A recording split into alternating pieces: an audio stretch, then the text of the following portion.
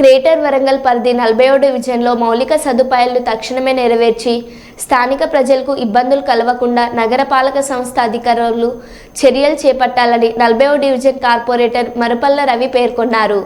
Greater Warangal ప్రధాన కార్యాలయం ముందు నగర పరిధిలోని 40వ డివిజన్ మౌలిక సదుపాయాలు కల్పించుటలో విఫలమైన మున్సిపల్ అధికారుల వైఖరికి నిరసనగా స్థానిక ప్రజలు ఆందోళన చేపట్టి నిరసన తెలిపారు.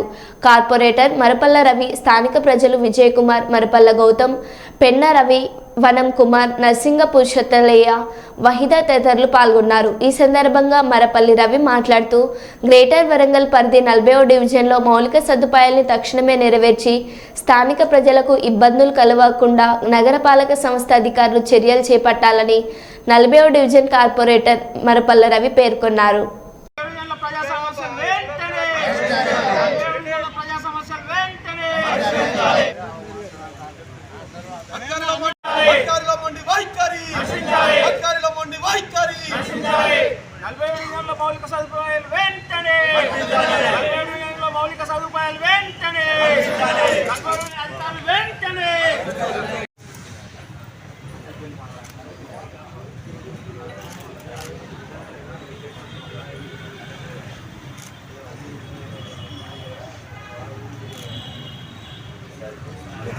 జరుగుతున్నటువంటి సందర్భంగా తెలియజేస్తున్నా.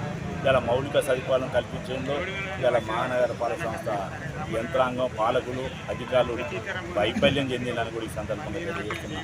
ఎన్నో మార్లు చెప్పినాం, సమస్యలు శ్మశాన వాటికలు ఘోరంగా ఉన్నాయి, రోడ్డు ఘోరంగా ఉన్నాయి, ఇవాళ స్తంభాలు లేవు, లైట్లు వెలుగుతలేవు, చీకటిమయం ఉన్నాయి, బూతులలో బడతాన్లు, రోడ్ బయట ఉన్నాయి, వాటి ఉంది, పైప్ లైన్ చెప్పినా కూడా ఇంతవరకు పట్టించుకోలేదు. ఇలా 40 డివిజన్లు అంటే వాళ్ళు కొంచెం చిన్న చూపు చూస్తున్నారు.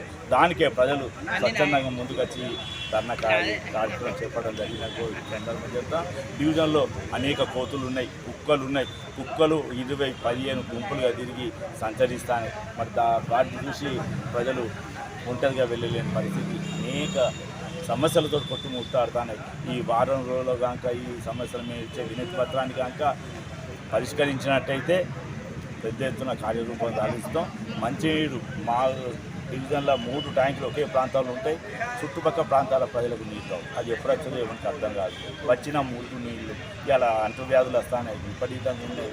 ఎటువంటి స్పందన లేని ప్రభుత్వం, మరి పాలకవర్గం మరి వెంటనే చర్య తీసుకోకుంటే వారం రోజుల కరీంబాద్ ఆఫీసును ముట్టడిస్తాను కూడా ఈ సందర్భంగానే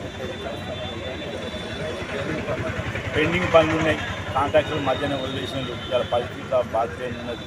ఆ బాత్లైన్ కనుక మార్కింగ్ ఇస్తే ఆ నీళ్లు, ముట్టు నీళ్లు బయటకు వెళ్ళే అవకాశం ఉండే.